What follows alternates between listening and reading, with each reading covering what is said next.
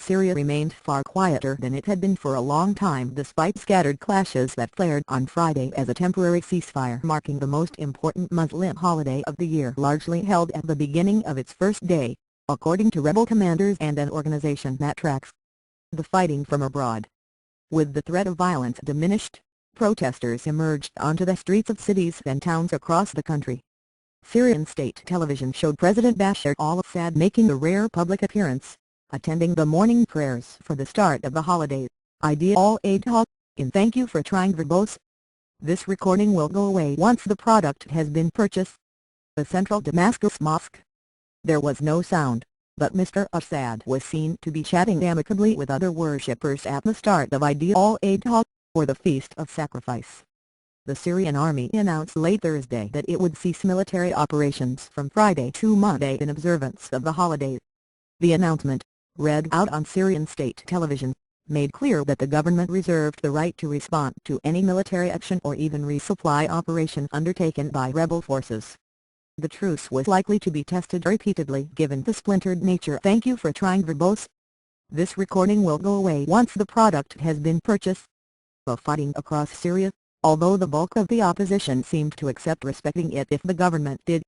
The ceasefire was negotiated by Lakhdar Brahimi, the international envoy trying to inaugurate the peace process.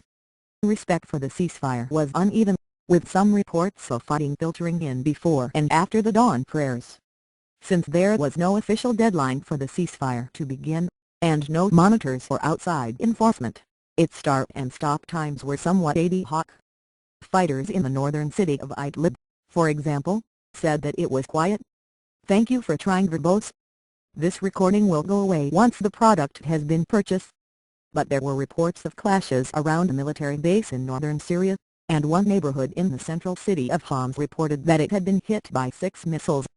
The government, apparently anticipating street demonstrations, had stationed security forces near mosques who tried to break up some of the protests, according to the Syrian Observatory for Human Rights, which tracks the violence from abroad. It said 3 people were wounded by gunfire in a hamlet near Daraa, but activists reported in other places that the security forces had resorted to tear gas. Thank you for trying verbose. This recording will go away once the product has been purchased. For that Shabiha, the plainclothes militia of government supporters, had been harassing men headed to prayers or to cemeteries to visit graves. Protests long suppressed by wrenching violence emerged onto the streets once again calling for Mr. Assad's ouster and in some places for his execution. Although the uprising started as a peaceful protest movement in March 2011, the escalating carnage that has claimed tens of thousands of lives eventually drove the demonstrators indoors. Videos broadcast on YouTube showed protesters chanting anti-government slogans in Hajar al-Aswad, for example, a southern Damascus suburb. The video "Thank you for trying verbose. This recording will go away once the product has been purchased" could not be independently verified as having been made on Friday, but activists described similar scenes from around Aleppo in the north to Deir ez-Zor in the east and Daraa in the south. Some of the chants at Hajar al-Aswad referred to recent reports of a split in the Alawite community, with a shootout apparently taking place on September 29 between presidential relatives and his detractors in Kurna, President Assad's hometown in the Alawite-dominated mountains above Latakia. As the Syrian protest movement has increasingly degenerated into a fight between the Sunni majority and the "Thank you for trying verbose." This recording will go away once the product has been purchased. Alawite minority. There had been few cracks in the unity among the Alawites until that episode. Come on Kurna, come on Kurna. Protesters in Hajar al-Aswad chanted. Should the fighting stop or even slow, it will be the first time since April that the two sides diminished the tempo of the violence. That previous ceasefire, arranged by Mr. Brahimi's predecessor, Kofi Annan, was not respected by either side, but the casualty toll dipped for several days. In announcing the ceasefire plan on Wednesday, Mr. Brahimi said that he hoped "Thank you for trying verbose. This recording will go away once the product has been purchased. It could serve as a building block to something longer and more sustainable."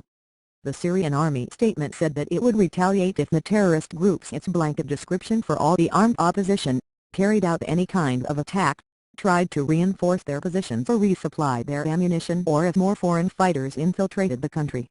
One commander in the north, Arafat Mahmoud, said he suspected the Syrian army was just trying to regroup after losing many checkpoints in the north, not to mention huge chunks of the city of Aleppo. Thank you for trying verbose.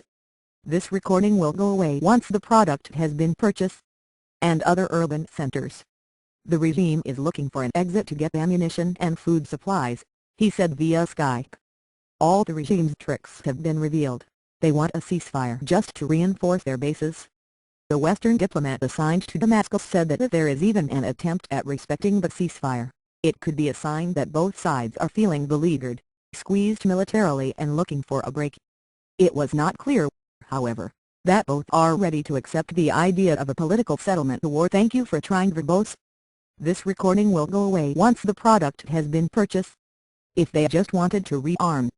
Until now, the government of Mr. Assad and the opposition have indicated that they wanted to overpower the other by force of arms rather than to negotiate. Several rebel commanders said that they wanted some of their conditions met in order to respect the truce, including the release of thousands of political prisoners and the delivery of humanitarian aid. The United Nations agencies, hoping that the truce will hold, have been making contingency plans for a massive delivery effort.